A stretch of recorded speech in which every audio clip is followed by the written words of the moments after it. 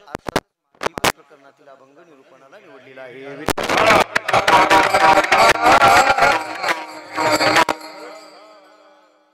प्रारंभ करण्यापूर्वी अल्पसहा परिहार देणे हे वक्त्याचं कर्तव्य मानलं जातं. या न्यायानं श्री ज्ञानोबाराय वारकरी गुरुकुल आणि गुरुकुलचे संस्थापक अध्यक्ष श्री हरिभक्तीपरायण रवींद्र महाराज लोहार यांच्या उत्कृष्ट अति उंच नियोजनाखाली हा गुरुकुलचा 5वा वर्धापन दिन आणि त्यानिमित्त आजची कीर्तनाची सेवा.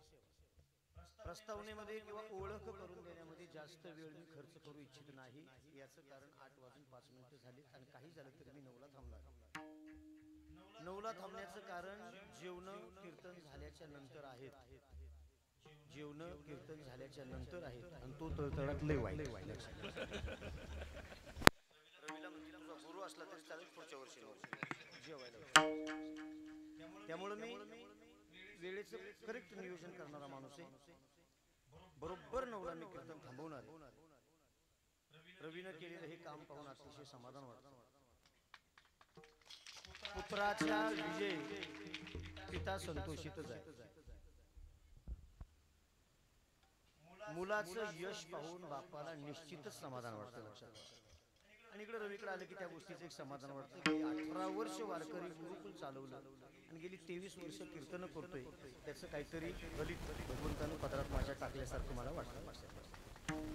त्यामुळं रवी, आपली परंपरा अशी आहे, आपल्याला इथं थांबायचं नाही. आपली ध्येय धोरणं फार मोठी आहेत. सरांच्या पाठीमागे बसलेला हा संपूर्ण पांढरी कपडे घातलेला आणि 2 पिवळी कपडे वाली, नाही तर कसे फक्त पांढऱ्या, हा सगळा ग्रुप आणि हा आमचा वारकरी संप्रदाय, हा समूह पाहिल्याच्या नंतर मला एकच कळतं. लक्षात ठेवा, मी काही तत्व 22-23 वर्षामध्ये पाळलेले ते आज मी उघड सांगतो. खरं तर माझे मूलमंत्र मी कोणाला देत नाही. आज रवीसाठी फुकट देऊन टाकतो. रवी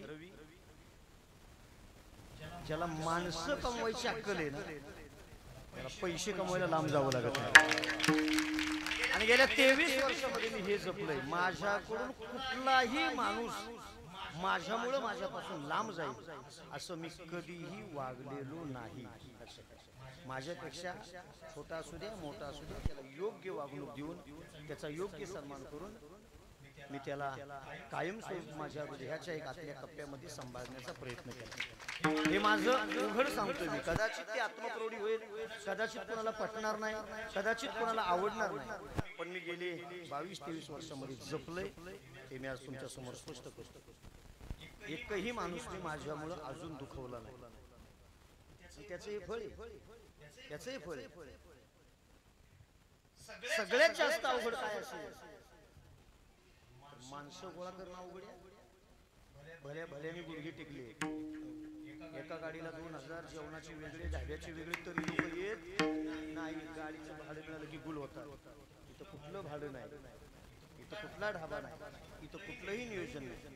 रवीने गेल्या 10 वर्षाच्या वारकरी प्रवासामध्ये लोकांना दिलेले हे प्रेम इथं ओसंडून वाटतं. शास्त्रानं देवाचे 4 प्रकार सांगितले.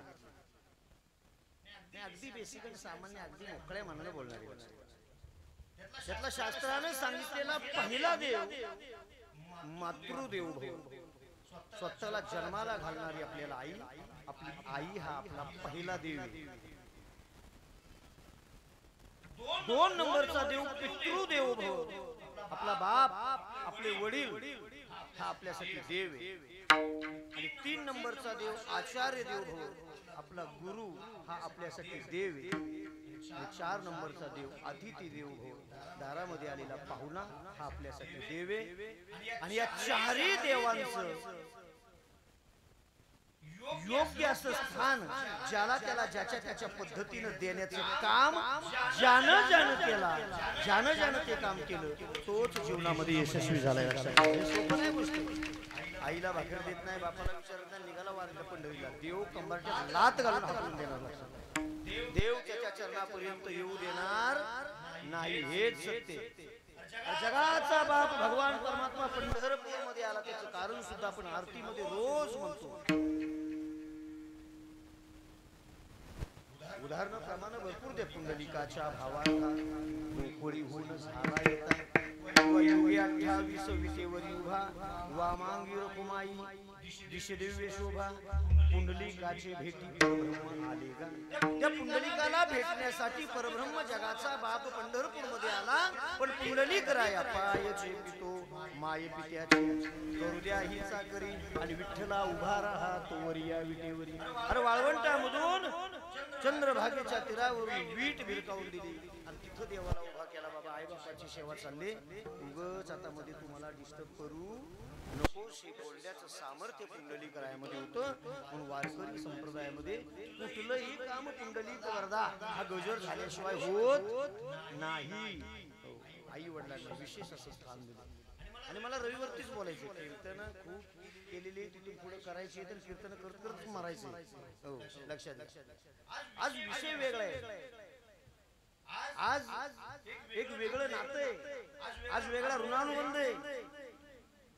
प्रेम प्रीतीचे बांधले किंवा प्रेम सूत्र दोरी, ते वेगळ्या दोरीने हे बांधलेलं हे नातं आहे. त्या अनुषंगाने मला चर्चा करायची. रवीने या चारही गोष्टी तंतोतंत पाळलेले आहेत. रवीचं त्याच्या आईवरती जीवा पाड. डाव्या बाजूला माझ्या बॅनरवरती फोटो लावले तर रवीचे वडील अतिशय सामान्य आणि साधं सालच व्यक्तिमत्व. संत समावेश नावाचा कोल्हापूरमध्ये कार्यक्रम, मोठा महोत्सव होता. आदरणीय साप्तेदादा माने आबा कदम सर, मी माझ्या बरोबर माझा रवी, अजून एक विद्यार्थी कोणतरी होता. आम्ही त्या कार्यक्रमामध्ये कोल्हापूरमध्ये सहभागी होतो. मला फोन आला गावातल्या कोणाचा तरी. आधी रवीला फोन आला, पप्पांची तब्येत बिघडली. आम्ही एका चांगल्या पंचतारांकित हॉटेलमध्ये जेवायला बसलो. रवीने मला बाहेर बोलवून घेतलं. महाराज, फार मोठी अडचण झाली, पप्पा आजारी झाले, त्यांना ऍडमिट केले. मग मला 10 मिनिटांना सर फोन आला, तुम्ही साक्षीदार सगळ्या गोष्टीचे. पाऊस धो पाऊस पडत होता. रवीला कळू देऊ नका, पण रवीचे बाबा आता या जगामध्ये राहिलेले. मी कोल्हापूर मधून रवीला कसा घेऊन आलोय मला माहिती आहे. बापाच्या प्रेमामध्ये सुद्धा रवी कमी पडला नाही. मला हे महत्वाचे काही बाबी तुमच्या समोर मांडायचे. इथं आल्याच्या नंतर दवाखान्यामध्येच बॉडी होती. दुसऱ्या दिवशी आम्ही नेली आणि सर माझ्या मुखातून सहज त्या अग्नी देताना शब्द गेला, रवी माझ्यावर तुझं नितांत प्रेम केले. सर मी तुला माझ्या स्वतःच्या लेकरा इतकं तुझ्यावरती प्रेम केले. तुला जन्म देणारा बाप तुझा आज गेला असला ना, तर तुला आयुष्यभर सांभाळणारा तुझा बाप अजून जिवंत आहे. त्याला सांगितलं, त्या दिवशी सांगितलं. आणि माझ्या लेकरांनी सुद्धा मला या खूप प्रेम दिले. प्रेम, प्रचंड प्रेम दिले. सर चष्मा घ्यायचा असला, चष्मा तो माझा कुठलाच विद्यार्थी, सौरभ असू द्या, रवी असू द्या, विक्रम असू द्या, हे बघा ही सगळी, महाराज मी असला चष्मा घेतोय, फोटो पाठ घेऊ का, थोडी काळी फ्रेम थोडी मोठी घेऊ का. रवीने गेल्या वर्षी हाफ बंडी, महाराज मी हाफ बंडी घालणार, चालते. बाजारामध्ये विकत मिळत नाही, त्याला प्रेमच तेवढं करावं लागतं, लक्षात ठेवा.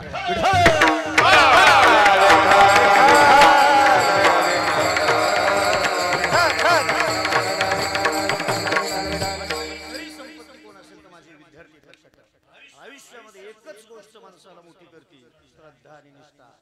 लक्षात ठेवा. 100 गुरु बदलणारे रोज बघायला मिळते.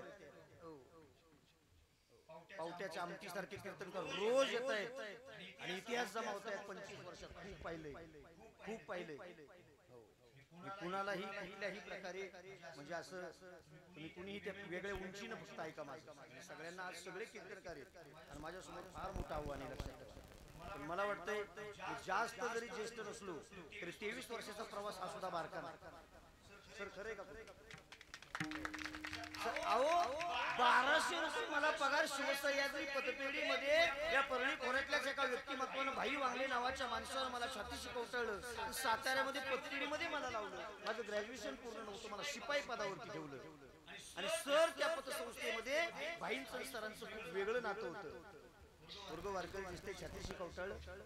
सर माझं राहायचं वांद आहे, मला 1200 रुपये पगार, आंबेघरला जाणं येणं मला शक्य नाही, गाडी नाही, वाहन नाही, मला 3 बहिणी आहेत, माझं गावचं घर पडलेलं आहे. सर मी काय करू?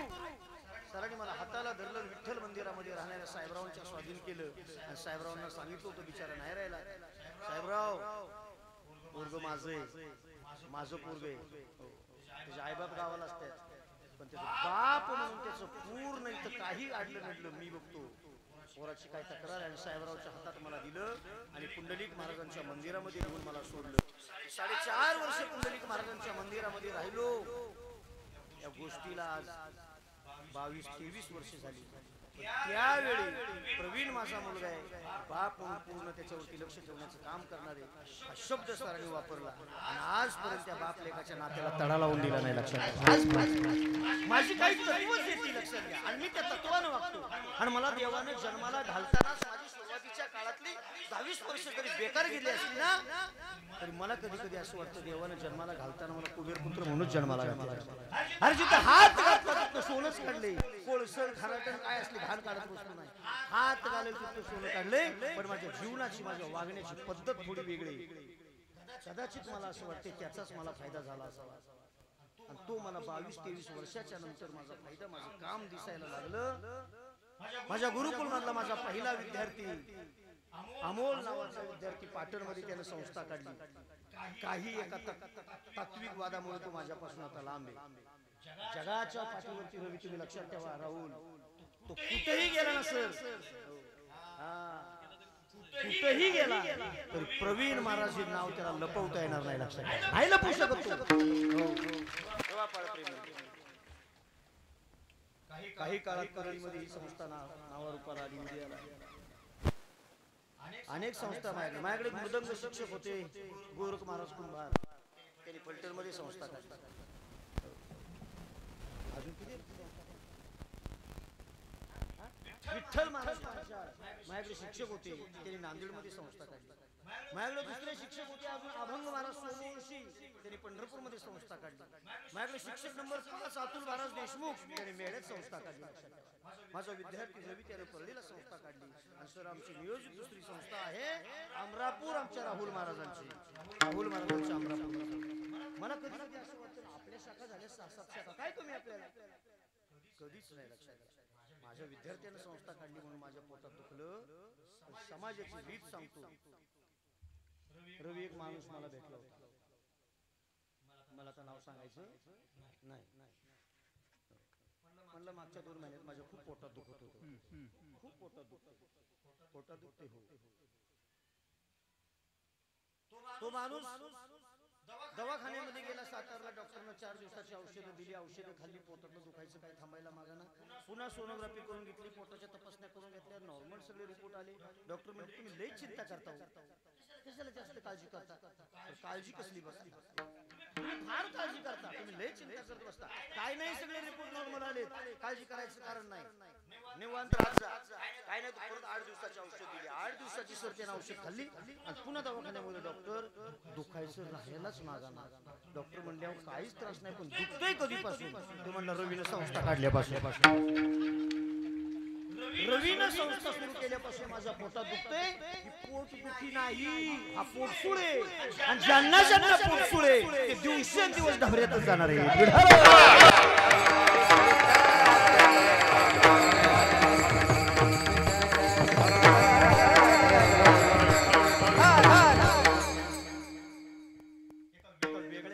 परमार्थाची व्याख्या फार वेगळी. परमार्थ महाधव देवाचे चरण नाही उपाय लाभाचे. आशा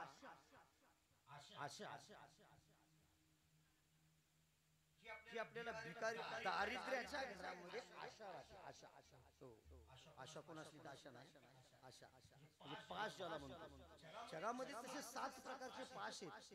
भ्रांती माझी सप्तपाश, अहंकारा पुत्रपाश, स्वजनग्रह द्रव्यपाश, सगळ्यात नंबर 1 चा आशा पाश 7वा. 7 प्रकारचे पाश जगामध्ये, त्यातला नंबर 1 चा पाश कुठला असेल तर आशा पाश. आशा माणसाला दारिद्र्याच्याच घरामध्ये ठेवते आणि दुसऱ्याची निंदा ही माणसाची अधोगतीच करते. लक्षात ठेवा. अधोगतीचं कारण काय असेल तर दुसऱ्याची निंदा.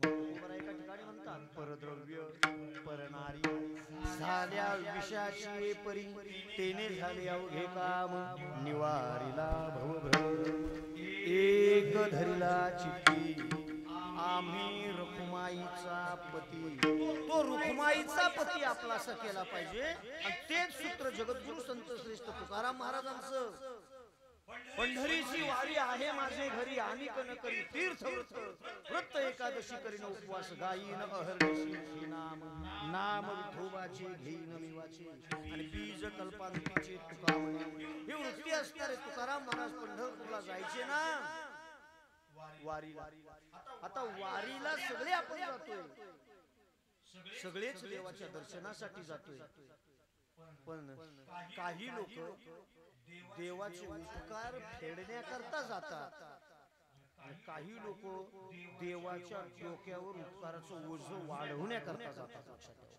काही लोक बऱ्याच लोकांना पंढरपूर देवाकडे निघालं की आपल्याला काय काय देवाकडून मागायचे त्याची यादीच घेऊन जाऊ विहिरीला पाणी लागू दे बोरला पाणी लागू दे उसाला दर चांगला येऊ दे आमचं होऊ दे पोरगीला 1% पडू दे पोरग्याचं लग्न होऊ दे वर्षाच्या आत घरात झेंडा फडकू दे घरावरती हे शक्य नाही हा एवढा विषय सोपा नाही एकाच देवाची एकाच भक्तानं 12 वर्ष सेवा केल्याच्या नंतर 12 वर्ष एक तपपूर्ती एकाच देवाची एकाच भक्ताने अखंड हा शब्द मी वापरायला विसरणार नाही अखंड सेवा 12 वर्ष एकाच देवाची एका भक्ताने केल्याच्या नंतर 12 वर्षानंतर तो देव त्या भक्ताकडे बघून फक्त हसतो देवानं त्या भक्ताकडे बघून हसायला 12 वर्ष सेवा करावी लागते किती 12 इथं आपल्याला तूप खाल्लास की उद्या रूप पाहिजे 80 वर्ष वाऱ्या करणार आहेत त्यांच्या स्वप्नात सुद्धा तो देव नाही स्वप्नात सुद्धा देव नाही उलट एखाद्या वारीला गेला तर 2 वर्षात 2 दिंड्या करतो 4 वर्षामध्ये 4 दिंड्या करतो वर्षाला दिंडी फोडतो म्हणजे वारीला जातो कशाला कळत नाही अरे तो जगाच्या मालकाला आपलासा करण्याकरता तिथपर्यंत जायचंय त्याला आपला करायचंय पण हे सूत्र नेमकं माणसाला कळत नाही बाकी सगळ्यांना कळतंय आणि ज्ञान फक्त माणसाला आहे पशुकाय पाप पुण्य जाणते उत्तम मध्यम भोग भोगती याची देही घडे आणि हे ज्ञान नाही कोटी हे सगळं सोडून माणूस नको तो उद्योग करतो त्या भगवंताला आपला करायचं विसरूनच जातो आणि त्याचा दुष्परिणाम असा होतो नाही तरी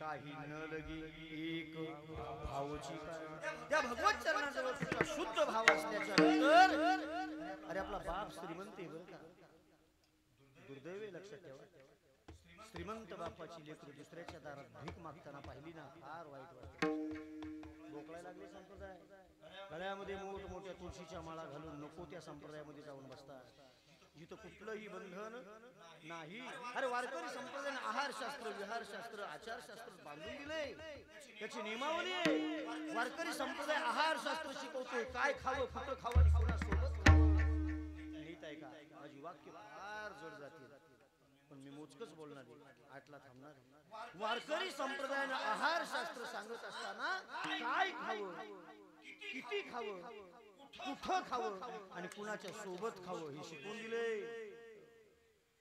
तरीही ढाब्यावरती एखादा कीर्तनकार चरत असला तर त्याचे स्टेटस ठेवतो, हे दुर्दैव या महाराष्ट्रात. आणि तो कीर्तनाचे मागताना 30,000 मागतो आणि स्टेटस ठेवतो ढाब्यावरती जेवताना. एवढं दुर्दैव लक्षात ठेव. असलं मला बोलायला जमत नाही खरं तर, पण हाय सगळे मित्र परिवार बोलतोय आपला. फार अवघडी गोष्ट. आहार शास्त्र कुणा सोबत खावं त्याच्या पलीकडे सांगू. आहार शास्त्रामध्ये किती खावं हे सुद्धा महत्त्वाचं हे सांगायला विसरलो.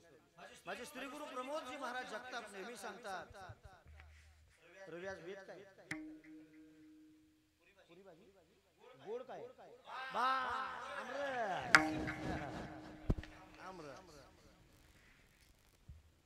आमरस पुरीचा भेद करगुटा तुटेपर्यंत खाल्ला देव कृपा करणार नाही. ज्याला देव मिळवायचं त्याने चतकोर भाकरीची भूक राखूनच खाल्लं पाहिजे. देव मिळवायचं चतकोर भाकरीची भूक राखून खाल्लं पाहिजे. अण्णा खूप गोड सांगतात. दिवसातून एक वेळ जेवतो तो योगी, दिवसातून 2 वेळ जेवतो तो भोगी, दिवसातून 3 वेळ जेवतो तो रोगी, आणि दिवसभर चरणाऱ्यासाठी शब्दच नाही. एसटीत जर एखादी जर बाई बसली, पर्स मधलं चॉकलेट काढेल, बिस्किट काढेल, शेंगदाणा काढेल, हो चणे फुटाणे काढेल, चरत. काही माणसांना लई सवय असते, दिवसभर तोंडाचा पट्टा, त्या जरशा गैरच्या पुऱ्या गावानी कशी कायम वैरण लागते, तसं काही लोकांना कायम चरायला लागतं. पण कायम चरणाऱ्यांच्या थोबड्याकडे सुद्धा देव पाहत नाही. आहार शास्त्र, आहार पोटाला कायम ओढ लागली पाहिजे देव मिळवण्याकरता. म्हणून उपवास या गोष्टी कशा काय मला माहित नाही, अभ्यास नाही मला तेवढा. हा उपवास मला वाटते तेवढ्यासाठीच उपवास बांधून दिले असते. संप्रदायाने सांगितलेले 29 उपवास जरी सोडले तरी कोण सोमवार करते, कोण मंगळवार करते, कोण रविवार करते, कोणाची काय उपवास कशासाठी असतात मला माहित नाही. पण माझ्या माहितीनुसार उप म्हणजे जवळ, सरपंचाच्या जवळ असतो उपसरपंच, अध्यक्षाच्या जवळ असतो उपाध्यक्ष, बरं का. म्हणजे अध्यक्षाच्या जवळचा उप. आता तो इकडे गेला उपवासात. उप आणि वास, वास म्हणजे राहणे, उप म्हणजे जवळ. भगवंताच्या जवळ राहण्यासाठी पोटाला मारावं लागतं, उपवास म्हणतात. आहार वारकरी पंथानं बांधून दिले विहार शास्त्र.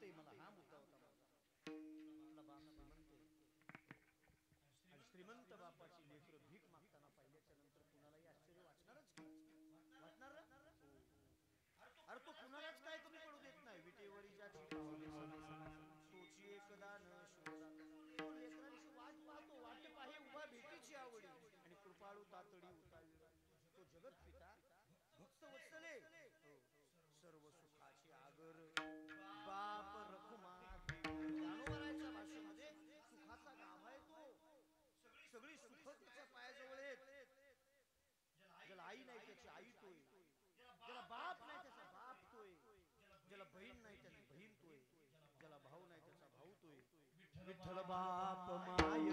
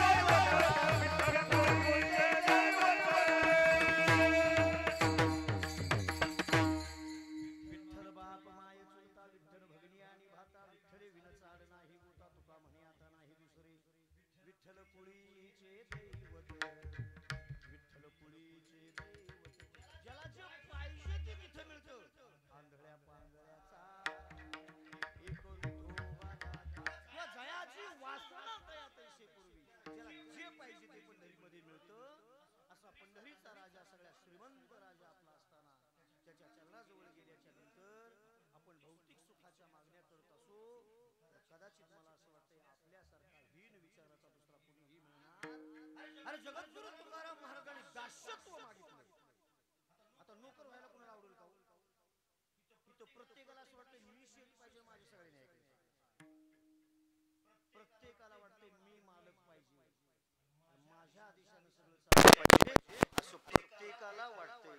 इथं जगाचा बाप ज्याच्या विश्वावर सत्ता आहे त्याला विचारल्याशिवाय झाडाचं पान हलत नाही, त्याला विचारल्याशिवाय सूर्य हलत नाही, त्याला विचारल्याशिवाय वेद बोलत नाही असा ब्रह्मांडाचा धनी समोर उभा आहे. त्या जगत पित्या पांडुरंगाच्या समोर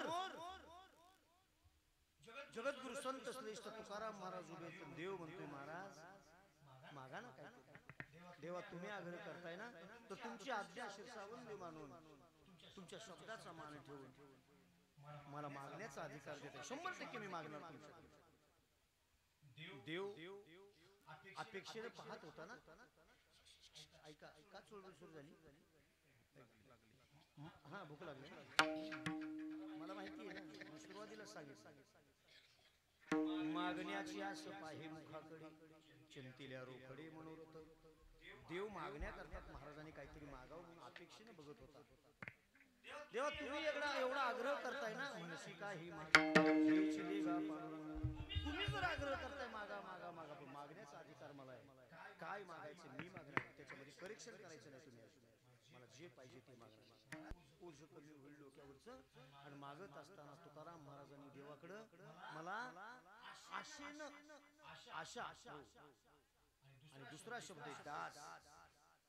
जन्म जन्मात आता पहिल्या चरणावरती बोलत असताना पहिल्या चरणावरती बोलत असताना थोडे एक वेगळे पण जाणवते. मी आता येतोय पहिल्या चरणात. एक वेगळे पण असं जाणवतं. जपी तपी ऋषी मुनी साधू संन्यासी मोक्ष पर्यंत पोहोचण्याकरता जप तप ध्यान धारणा करतात. हे सगळ्यांना तुला यायला नको आणि पुन्हा या मृत्यू लोकांमधल्या दुःखाचे हे उपभोगायलाच नको.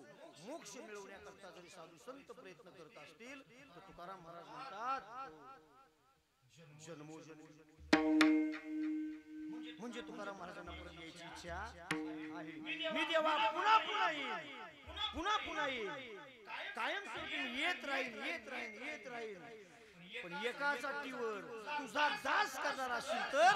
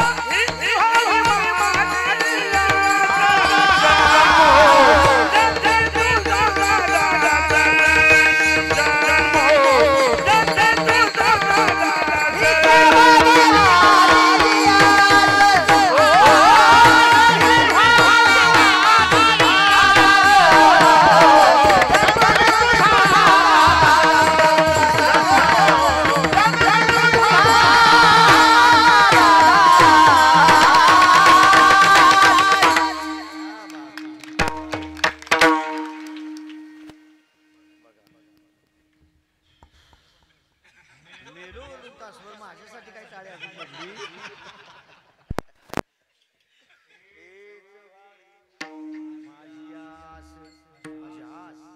आस म्हणजे आशा, आस म्हणजे अपेक्षा, आस म्हणजे इच्छा. तेव्हा माझी एवढीच इच्छा आहे, कुठली जन्मोजन्मी तुझा दास. जन्मोजन्मी हा शब्द वापरलाय, याचा अर्थ महाराजांना पुन्हा पुन्हा येणं यायचंय, पुन्हा पुन्हा. एक आपला प्रचलित आणि रोजच्या नित्य पाठातला अभंग मागणीचा अभंग मागणी हे चिदान देगा देवा का म्हणे गर्भवासी घालावे आम्हाशी. मला हे पाहिजे होते, गर्भवासी सुखे घालावे आम्हाशी. या चरणामध्ये पहिल्याच तुकाराम महाराज म्हणतात, जन्मोजन्मी तुझा जन्मोजन्मी तुझा दास व्हावा, याच्यापेक्षा मला काही नको. दास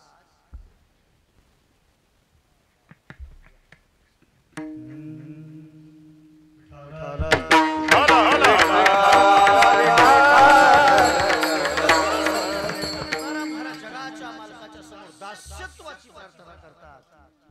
दास मारली तुझा भावा म्हणतात. पण ज्याच्याकडे मागायचं तो आपल्याला देण्यासारखा असावा. ज्याच्याकडे हात पसरावा तेच कंगाल, ते आपल्याला कधी देणार. पण तो जगत पिता पांडुरंग परमात्मा तो सर्व, तुका म्हणे सर्व कळा ज्याची अंगी, सर्व कळांनी परिपूर्ण असणारा तो विधाता आहे.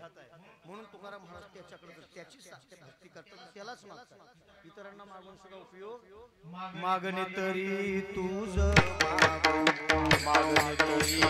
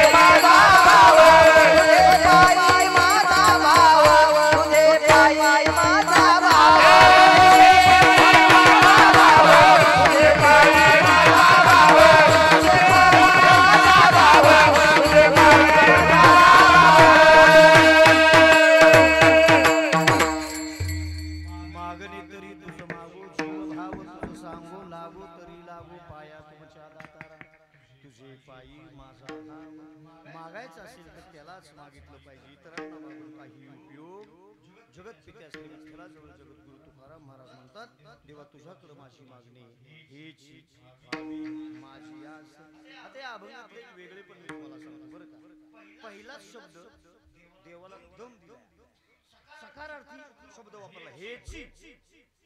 हो, पुढे म्हणजे हेच पाहिजे, चकारार्थी शब्द वापरला. त्याच वर्मावरचा नामदेव महाराजांचा एक अभंग आहे. म्हणजे तसं पाहिलं तर जगद्गुरु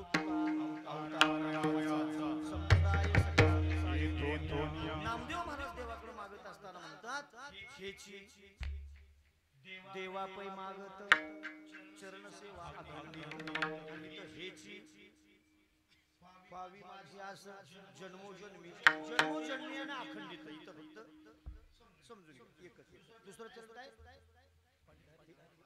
पंढरीचा वारकरी वारीची कोणी हरी. आणि त्या अभंगाचं दुसरं चरण वासुद्या वा पंढरीचा सदा सदा. तिसरं चरण जन्म हो का भलते याती परिण चुको हरिभक्ती. आणि ह्याचं तिसरं चरण संत संगी सर्व काळ अखंड प्रेमाचा सुकाळ किंवा शेवटचं चरण बघा. आणि काय का शेवटचं चरण रवी. ह्या अभंगावरती कीर्तन तुम्हाला मी 10-15 वर्षापूर्वी शिकवले, लिहून दिली ते टिपणा. या अभंग कुठल्या? नामदेव महाराजांच्या. नामा म्हणे कमळापती हेची द्यावा पुढता पुढती. ह्या चरणाचं चंद्रभागे स्नान तुका मागे हेची दान. हो, मग अखंडित चरण सेवा आणि जन्मोजन्मी. आता या अभंगामध्ये पहिलाच शब्द वापरलाय हेची देवा पै मागत, त्यामध्ये वापरलाय हेची व्हावी माझी आस. नामदेव महाराजांच्या अभंगामध्ये नामा म्हणे कमळापती हेची द्यावा पुरता पुरती. आणि या अभंगामध्ये शेवटचं चरण चंद्रभागे स्नान तुका मागे हेची दान. दोन्ही अभंगामध्ये पहिल्या चरणामध्ये हेच वापरलाय आणि शेवटच्या चरणामध्ये सुद्धा हेच वापरलाय. दोन्ही अभंगामध्ये संत समागम मागितलाय, दोन्ही अभंगामध्ये पंढरपूरचा निवास मागितलाय. याच्यापेक्षा वेगळं काही नाही. फक्त अभंग तो नामदेव महाराजांचा ना तुकाराम महाराजांचा. विठ्ठल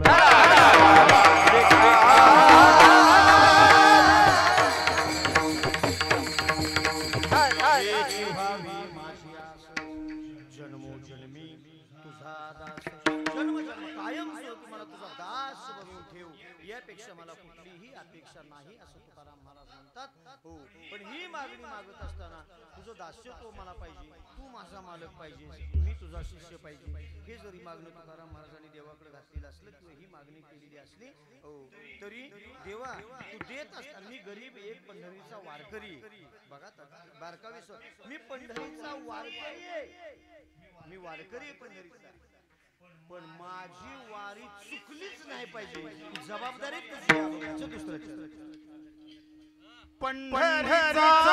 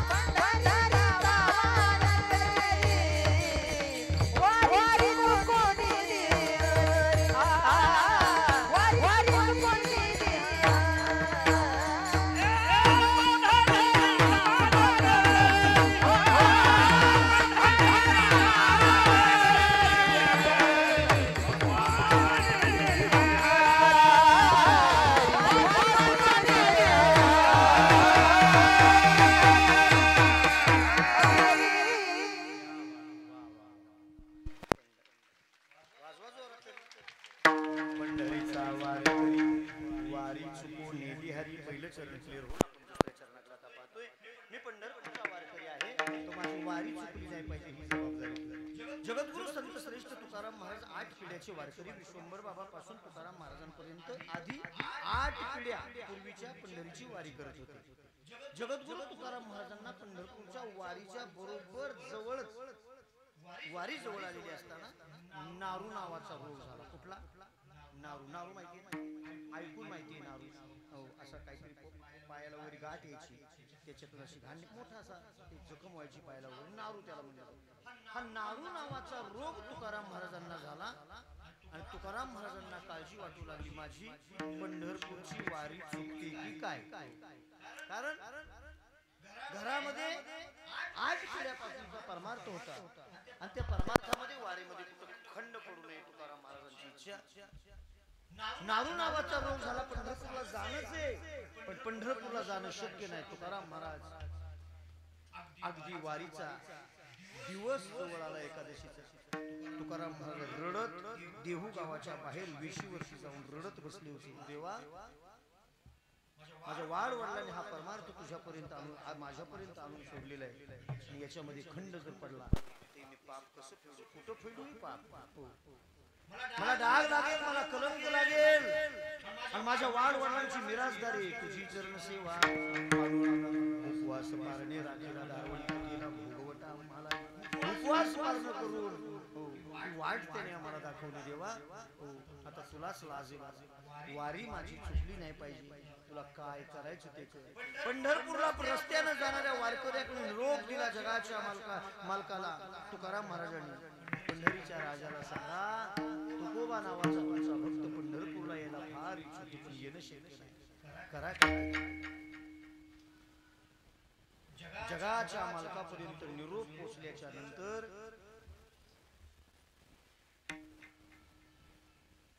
विठ्ठल भगवान परमात्मा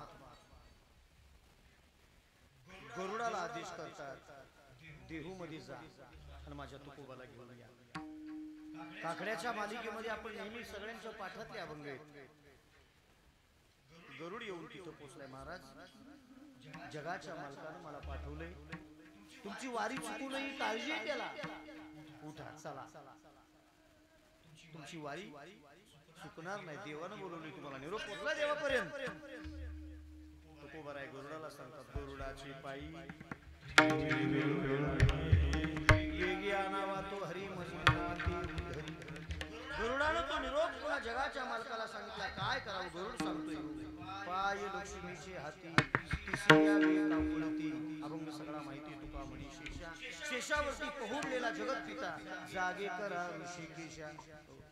निरोप पोचल्यानंतर लाखांची वारी भरलेला विचार न करता मालकाने त्याच गरुडावरती बसून देहूकडे प्रस्थान केलं. गरुडावर बैसून माझा कैवारी आला. जगाच्या मालकानं तुकाराम महाराजांच्या वारीमध्ये खंड पडू दिला नाही. मागणी अशी करावी, आपल्या इच्छा अपेक्षा त्याने पूर्ण केल्या पाहिजे लक्षात, आणि देण्याचं सामर्थ्य ज्याच्याकडे असेल त्याच्याकडेच आपण मागितलं पाहिजे. हो, हे जगद्गुरु तुकाराम महाराज देवा पंढरीची वारी चुकू नये. पंढरपूरमध्ये नेमकं आहे तरी काय? भूवैकुंठ म्हणलंय त्या पंढरीला. आपण सगळे पंढरीचे वारकरी आहोत. भूवैकुंठ म्हणलंय पंढरपूरला. तिथं विसावा आहे, तिथं सुख. जाऊ देवाच्या गावात, देव देईल विसावा. देवा सांगू सुख सुख, देव निवारील भूक. देवाचं गाव पंढरपूर आहे. वारकऱ्यांचं माहेर येते. माहेर संतांची नामया स्वामी केशवाची. ज्ञानोबा सांगतात, आपुल्या माहेरा जाईन निरोपया संता हाती आला. अवघाची संसार सुखाचा करीना आनंद जाईन गे माये तया पंढरपुरा. आणि भेटेन माहेरा. माहेर येते आणि माहेराला जाण्याकरता वारकरी संतांना एक वेगळ्या प्रकारचा आनंद असतोय.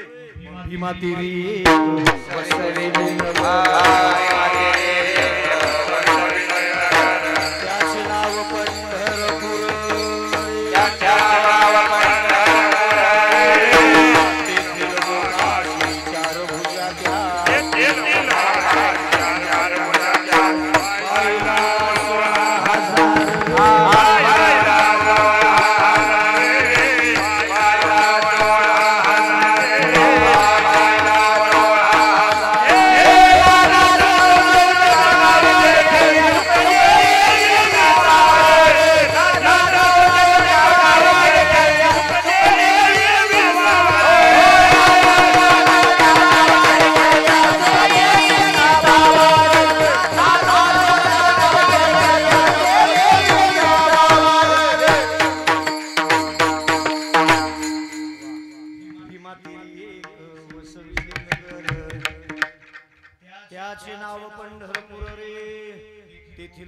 अंगासी चार भुजा त्यासी बाईला 16,000 रे नाचत जाऊ त्याच्या गावारे खेडे सुख देईल विसावा जिथं सुख आणि विसावा मिळतो असं ठिकाण म्हणजे पंढरपूर आहे.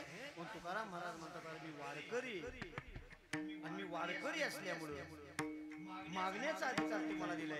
एक कृपा कर माझ्यावर मी पंढरीचा वारकरी आहे. वारी चुकवणे दी हरी हरी माझी पंढरीची वारी चुकू देऊ नकोस. पंढरीचा वारकरी वारी चुकवणे दी हरी हिची व्हावी माझ्या जन्मोजन्मी तुझा दास. पंढरीचा वारकरी वारी चुकवणे दी हरी. तिसरं चरण महाराजांनी वापरलं संत संगे सर्व काळ अखंड प्रेमाचा सुकाळ किंवा अखंड प्रेमाचा कल्लोळ. कल्लोळ म्हणजे आनंद, कल्लोळ म्हणजे उत्सव, कल्लोळ म्हणजे आपण जो आनंद एखाद्या गोष्टीचा घेतो आपण हरिपाठाचा कल्लोळ करतो आनंद घेतो हो तो कल्लोळ म्हणजे आनंद हा शब्द त्याला दिलेला आहे. आणि सुकाळ सुद्धा त्याला जोडून शब्द आल्यामुळे पाठभेद जरी असला त्याचा अर्थ आपण एकच घ्यायचा आहे. अखंड प्रेमाचा कल्लोळ संत संगे सर्व काळ. संतांच्या समागमामध्ये मला ठेव. संगती फार महत्वाची. संगत करणा बुडून की बढत बढत बढ जाय. मोठ्याच्या संगतीमध्ये राहिलं पाहिजे कारण चांगल्याच्या संगतीमध्ये फळ सुद्धा चांगलं मिळतं. संतांनी सरता केलो तैशा चंदनाने पहिलं वारकरी गुरुकुल सुरू केलं लक्षात ठेवा. 18-19 वर्ष बघता बघता कितीतरी लांबून पक्षांचे थवेच्या थवे गुरुकुलमध्ये उतरले. पाखरे ते गाणे टिपून काही मोठी टिपून तिथून निघून गेली लक्षात ठेवा. त्यांच्या पंखामध्ये बळ आलं. गावागावामध्ये जाऊन वारकरी संप्रदायाचा प्रचार आणि प्रसार करू लागले. अशी अनेक लेकर गुरुकुलनं घडवली. व्यसनमुक्त सुसंस्कृत आणि सदाचारी पिढी घडवण्याकरता श्री विठ्ठलधामनं काम केलं. त्या कामाची पोच पावती काय असेल तर माझ्याकडे बघून माझे विद्यार्थी सुद्धा पुढे जाऊन तेच काम करायला या गोष्टीचा विशेष आनंद आहे मला. माझ्या वडिलांची निराशिका देवा तुझी चरण सेवा पांडुरंगा हे प्रत्येक जर पाहायचं असेल तर बरोबर ते ढोलकं घेतले रवीच्या पूर्ण त्या ठोक्यावर बरोबर बळावते असेल. हे ज्ञान हे संस्कार बाजारामध्ये विकत मिळत नाही. त्याला ही लेकर आपली गुरुग्रही ठेवावीच लागतात. जगत पिता श्री विठ्ठला भगवान श्रीकृष्ण काय कमी होतो. नंद बाबा यशोदा राणीनं तर हातातल्या फोडासारखा सांभाळलेला कृष्ण. वसुदेव देवकीनं बंदीखान्यामध्ये जन्माला घातलेला जगतपिता कृष्ण. त्रेतायुगामध्ये कर्तुम अकर्तुम अन्यथा कर्तुम प्रभू राम नावानं त्यानं जन्म घेतला. आणि द्वापार युगामध्ये ज्याला 8वा अवतार म्हणतो तो भगवान श्रीकृष्ण तुमच्या आमच्या उद्धारासाठी जपी तपी ऋषी मुनी साधू संन्यासांच्या सांभाळासाठी आणि दुर्जनांचा नायनाट करण्याकरता अवतीर्ण झाला. पण त्या जगत पित्याला सुद्धा गुरुग्रही राहावं लागलं. राहावं लागलं. मग रवीनं मला विचारलं महाराज आपल्या गुरुकुलचं नाव काय ठेवावं. त्याला सांगितलं काय पण ठेव पण पुढं गुरुकुल जोड. मग ज्ञानोबाराय वारकरी गुरुकुल त्यानं वारकरी ज्ञानोबाराय नाव दिलं. आणि आमचं श्री विठ्ठलधाम श्री विठ्ठल वारकरी शिक्षण संस्था. इकडं ज्ञानोबाराय वारकरी शिक्षण संस्था. पाटणला तुकोबाराय वारकरी शिक्षण संस्था. काय राहिलं होतं संत तुकाराम महाराज 2 झाले. हो आणि आपलं काय श्री विठ्ठल वारकरी गुरुकुल. विठ्ठलाच्या भोवतीच फिरते सगळे. अशी अनेक वारकरी गुरुकुल झाली. एक सांगतो तुम्हाला हे नातं एक असं अलौकिक आहे. एखाद्या देवाला आपण आपला बाप म्हणणं. गावामधली आई असेल आपली देवी असेल एखादी दुर्गा देवी असेल एखादी हो ते मंदिर असेल तर देवीला आपण आई म्हणू. व्यवहार सांगतो मी मगाशी सुरुवातीला सांगितलं 4 प्रकारचे देव सांगत असताना आचार्य आपला गुरु हा आपला देव आहे हे जरी शास्त्र सांगत असलं तर त्या शिष्यानं आपल्या गुरुला आपला बाप म्हणणं ही त्या शिष्याच्या परमार्थाची सुरुवात आहे. बरं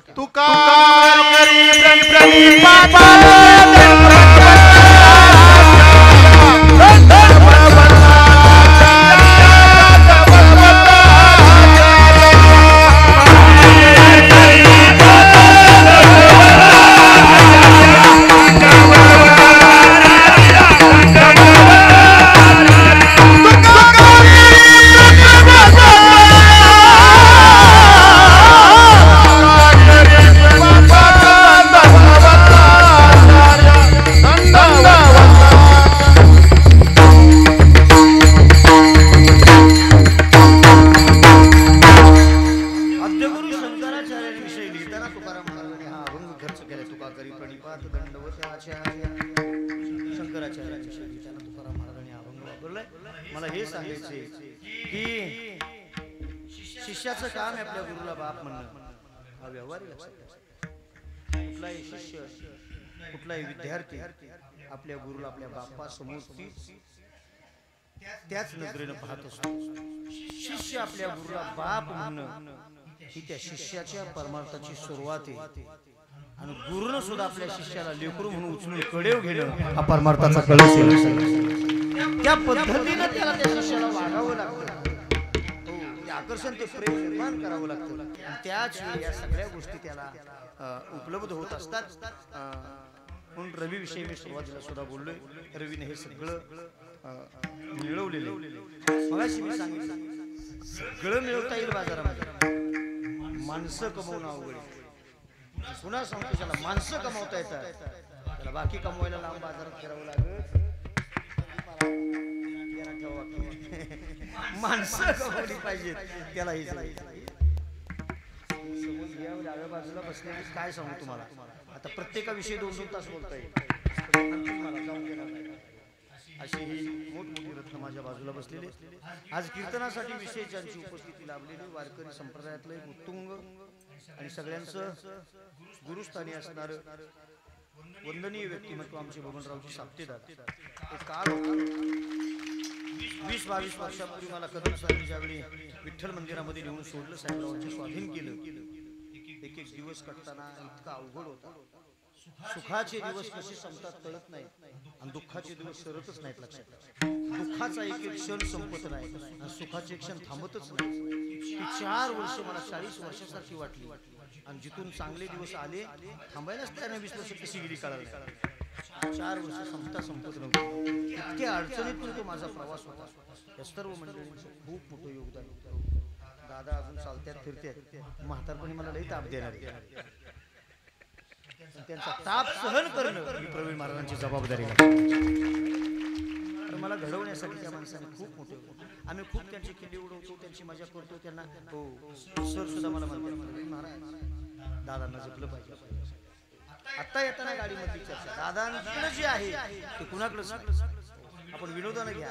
आपण काही लोक त्याची गंमत करतील पण चांगल्या हे सत्य. भागवत रहस्य ती व्यक्ती 2 तास रोज वाचल्याशिवाय झोपत नाही. श्रीमद भगवत गीता 2 तास वाचल्याशिवाय, राम रक्षा रोज आहे, हनुमान चालीसा रोज आहे, सगळी स्तोत्र रोज आहेत, एकही दिवस खंड नाही. आणि नाथ महाराजांचा चिरंजीव पद रोज वाचल्याशिवाय कधी झोपत नाही. पहाटे 3ला उठून 3 ते 5 रोज वाचन करणारं जिल्ह्यातलं कोण व्यक्तिमत्व असेल तर त्याचं नाव साप्तेदार आहे.